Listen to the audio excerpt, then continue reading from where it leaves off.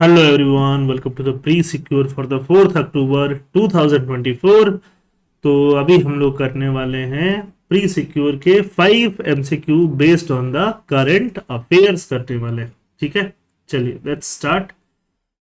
First, which of the following statement about stem cell is are correct? Stem cells can differentiate into many type of specialized cell। Stem cell differentiate हो सकते हैं, बहुत type के specialised cell में differentiate हो सकते हैं।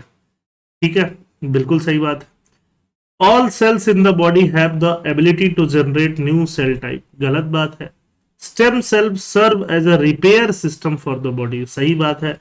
Stem cell can only become blood cell, गलत बात है। देखो, बॉडी में, ह्यूमन बॉडी या किसी भी एनिमल बॉडी में बहुत सारा सेल, सेल से हिंदी में बोले तो कोशिकाओं से, इंग्लिश में बोले तो सेल से मिलके पूरा बॉडी बना है ना। तो कुछ सेल जो होते हैं जिनको हम बोलते हैं स्टेम, स्टेम सेल्स जो हैं वो नए सेल्स जनरेट कर सकते हैं, और नए सेल्स जनरेट करके नए नए ऑर्गन्स भी जनरेट कर सकते हैं।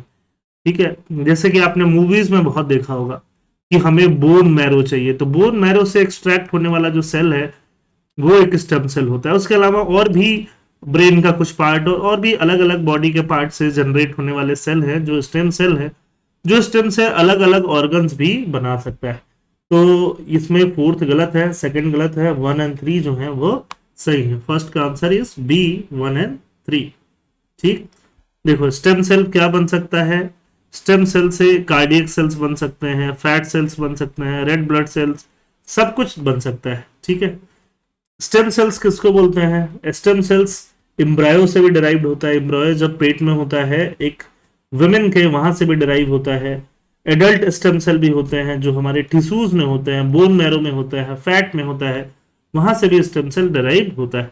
स्टेम सेल ब्रेन में मिलता है, बोन मैरो में मिलेगा, ब्लड में भी मिलेगा, ब्लड वेसल, स्केलेटल मसल, अलग अलग जगह पे आपको स्टेम सेल मिलेगा। ठीक है, question number 2, which of the following statement about the Chagos archipelago is are correct? Chagos archipelago, archipelago मतलब आइलैंड जो है, बहुत सारे कोरल रीफ का एक ग्रुप है, उसके बारे में क्या इंफॉर्मेशन करेक्ट है? Chagos is located in central Indian Ocean, बिल्कुल सही। Diego Garcia is one of the key island and houses a strategic US military base जो चागोस के पास। The Chagos archipelago was establish as a UK overseas territory, UK का overseas territory establish हुआ है। The island experiences a tropical marine climate moderated by trade wind. Trade wind से moderated एक tropical marine climate को experience करता है, तो ये भी सही है। तो सेकंड के जो सारे ऑप्शंस हैं वो करेक्ट हैं। ये रहा चागोस आइलैंड, है ना। चागोस आइलैंड पे मालदीव्स अपना क्लेम करता है, ठीक है, मॉरिशियस अपना क्लेम करता है, सॉरी, और साथ में ब्रिटिश जो है इसको अपना टेरिटरी मान के बैठी थी। तो अब मॉरिशियस के फेवर में आईसीजे का रूलिंग आया था, इंटरनेशनल कोर्ट ऑफ जस्टिस का रूलिंग आया था कि उसको चागोस को मॉरिशस को सौंप देना चाहिए। तो ये हमेशा ही न्यूज में रहता है। डियो ग्रासिया भी इसके आसपास ही है, सेचिल्स यहाँ पे है, मेडागास्कर यहाँ पे है, कई बार इनकी लोकेशन पूछ ली जाती है। ओपेक प्लस, ओपेक मतलब होता है organisation for petroleum exporting countries, तो इसमें बहुत सारी कंट्रीज, सऊदी अरेबिया वगैरह इसका मेंबर है। ओपेक प्लस मतलब जो और भी पेट्रोलियम वाली रिलेटेड कंट्रीज हैं, बट जो ओपेक का मेंबर नहीं है वो किसमें है? ओपेक प्लस में। तो इंडिया क्या पेट्रोलियम एक्सपोर्ट करता है? फिनिश्ड पेट्रोलियम प्रोडक्ट एक्सपोर्ट तो करता है, बट ओवरऑल हम लोग नेट इंपोर्टर ही हैं, तो इंडिया इसमें क्या ही करेगा। 1 हटा दोगे तो आंसर क्या बचेगा? बॉम्बे बचेगा। 2, 3, 4 बचेगा। OPEC plus is a group that consist of OPEC member, OPEC रहेंगे and additional oil producing countries भी इसमें है, जिसमें Azerbaijan, Bahrain, South Sudan OPEC plus का पार्ट बनती है। OPEC plus, these nations came to an accord towards the end of 2016 to institutionalize a framework for cooperation between OPEC and non-OPEC producing countries on a regular and sustainable basis. These nations aim work together on adjusting crude oil production to bring stability to the oil market. Stability oil market में लाने चाहती हैं। OPEC plus control about 40% of global oil supplies and more than 80% of proven oil reserve. ये कौन control करता है? OPEC plus control करती है। ओपेक प्लस कंट्रीज में अजेरबैजान, बहरीन, ब्रुनई, कजाकिस्तान, रशिया भी है। ध्यान रखना, रशिया ओपेक का पार्ट नहीं है, बट ओपेक प्लस का पार्ट। ठीक, तो ओपेक में जनरली मिडिल ईस्ट वाली कंट्रीज हैं और अफ्रीकन कंट्रीज हैं। ओपेक प्लस में ये सारी साउथ सुडान, सूडान, ओमान, सारी कंट्रीज आपका ओपेक प्लस में आ जाती हैं। क्वेश्चन नंबर 4, एनटीसीए की रिपोर्ट क्या कहती है? NTCA, national tiger conservation authority जो है, उसका रिपोर्ट क्या कहता है? लेपर्ड का पॉपुलेशन कितना है इंडिया में? 13,874।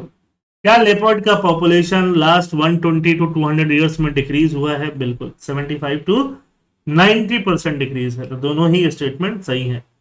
नेशनल टाइगर कंजर्वेशन अथॉरिटी 2005 में बनाया गया था और ये टाइगर्स और टाइगर से रिलेटेड जो पैंथर वगैरह हैं इनका पॉपुलेशन और बाकी कंजर्वेशन भी देखता है।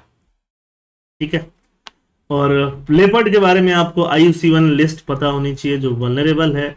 Indian wild life protection act में लेपर्ड कहाँ पे आता है? शेड्यूल 1 का एनिमल आता है। Which of the following language has been recently recognised as classical language in India? India में इनमें से किसको हम क्लासिकल लैंग्वेज का रिसेंट दर्जा मिला है? संस्कृत पहले से क्लासिकल लैंग्वेज है। संस्कृत हटा दो, 4 में संस्कृत है, 4 हट गया। मराठी को मिला है, पाली को मिला है, असमिया को मिला है, बंगाली को मिला है एंड प्राकृत को भी मिला है। तो 4 हटाने के बाद 1 2 3 5 6 बचते हैं। फिफ्थ का आंसर क्या मिलेगा? 6 मिलेगा। ठीक बात है, संस्कृत को इसका दर्जा क्लासिकल लैंग्वेज का बहुत पहले से। Classical language old ancient Indian languages हैं जिनका अपना स्क्रिप्ट है, काफी पुराना इनका एक हेरिटेज है। वैसे लैंग्वेज को क्या है? वैसे लैंग्वेज इंडिया में क्लासिकल लैंग्वेज है। तो ऑब्वियसली असमीज, बंगाली, पाली, प्राकृत, ये सब का एक ओल्ड अपना हेरिटेज है मराठी। तो इनको क्या मिला है? एक क्लासिकल लैंग्वेज का दर्जा दिया गया। पहले सबसे पहले तमिल को यह दर्जा दिया गया, तो ये चीज ध्यान रखना। संस्कृत को नहीं, सबसे पहले तमिल को मिला, फिर संस्कृत को मिला, फिर तेलुगु को मिला, फिर कन्नड़ को मिला, मलयालम, साउथ इंडियन लैंग्वेज सारे हैं। उड़िया को भी मिल गया 2014 में। तो आई होप आपको सारी चीजें यहाँ पे समझ में आई होंगी। कमेंट सेक्शन में अपना स्कोर बताइए और PDF के लिए टेलीग्राम सेक्शन पे जाइए और वहां से नोट्स बनाइए। थैंक यू, जय हिंद।